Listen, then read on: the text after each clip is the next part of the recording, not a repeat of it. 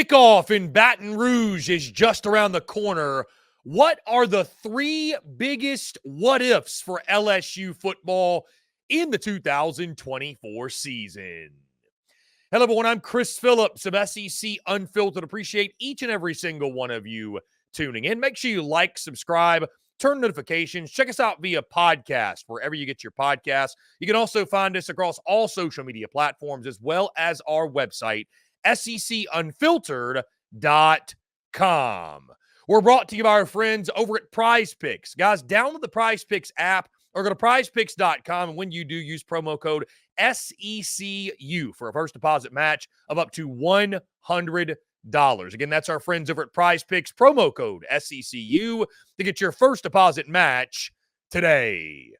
The 2024 season is just around the corner, and it's a big year for Brian Kelly and the LSU Tigers, year 3 of his tenure there in Baton Rouge. And folks, as we all know, fair or unfair, year 3 is when fan bases make up their mind, okay, what are you really? Are you our guy, or are you not what we once thought you were?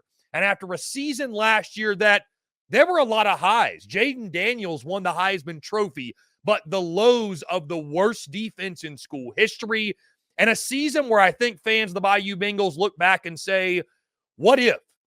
What if the defense had just been average? What if the Tigers were able to make that college football playoff? We could be talking about LSU looking for back-to-back national championships in the 2024 season. But guys, with that being said, my 3 biggest what-ifs for LSU. These are hypotheticals that what if this happens? What if that happens?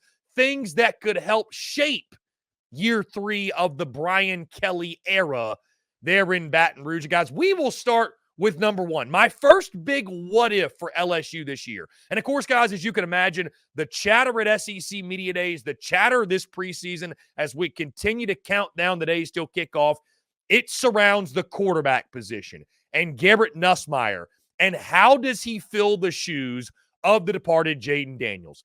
Guys, here's a spoiler for you, and I don't think I'm breaking any news here. Garrett Nussmeier is not going to be Jaden Daniels. He's not going to run the football like Jaden Daniels. He's simply just not the same player. And when you look at his career statistics, guys, Garrett Nussmeier has never thrown more than 90 passes in a season. So as much as we think we know about Garrett Nussmeier, there are many unknowns. We've seen flashes. We saw him in that ReliaQuest Bowl against Wisconsin. We saw the comeback that he engineered. We saw the SEC championship game in 2022 where he came in the second half and he diced up one of the best defenses in college football. We've also seen Garrett Nussmeier trust his arm maybe a little bit too much, try to take some downfield shots, has a tendency to maybe sometimes turn the football over. But hey, the kid's a gunslinger. But when I look at QB1 for LSU this year, and he is undoubtedly QB1. He is the engineer of that thing, the engine that's going to make that thing go offensively for LSU. What if Garrett Nussmeier has a career year? What if? Again, he's not going to be Jaden Daniels. Guys, here's the good news. He doesn't have to be. You're not going to have to ask your quarterback to rush for 1,300 yards. You got Caleb Jackson at running back. I know you lost 2 big-time wide receivers, but you bring back Kyron Lacey. You got this kid CJ Daniels, the Liberty transfer, who we've been talking about since early spring. Kid's a baller. Kid's going to be big time. LSU has plenty of weapons on the offensive side. And oh, by the way, guys, they might have the best offensive line in college football. What if that sets up for, and the stars are aligning, for Garrett Nussmeier to have a breakout season? And let's say LSU, it's almost a certainty they're going to take a slight step back offensively because, again, guys, Heisman Trophy winner, pair of first-round draft picks at wide receiver. But the step back may not be as large as some folks are expecting if Garrett Nussmeier turns into the guy that most of us believe he can be. If he builds off that bowl game performance against Wisconsin and has that career year that LSU fans are looking for. So just what if? What if Garrett Nussmeier maybe even exceeds some of the highest expectations and has a career year under center in Baton Rouge? Guys, my second big what if for LSU football this season. And one of the most maddening things, not just for LSU fans, but those of us who watch LSU football on a weekly basis, on a yearly basis, if you will, is LSU struggles getting out of the gate. For whatever reason, this has been a team where they have really struggled. And you never know what's going to happen, guys, early on in seasons, especially season openers. You never know what's going to happen, right? Because you do all this prep work through spring, through fall.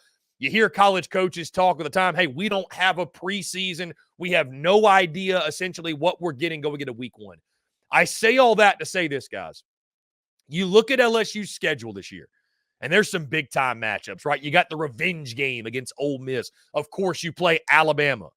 You got to play Arkansas. You got Oklahoma late in the season. You got Texas A&M. But we talked about this in the most important game series we did. And, guys, my second big what if LSU loses another season opener? And let me make this very clear. This is a game LSU should win. They should beat Southern Cal out in Las Vegas in week one. LSU should have no problem, in my opinion, with USC. As long as USC and Lincoln Riley aren't playing defense, I don't think LSU should have a problem in week one. But what if they stub their toe?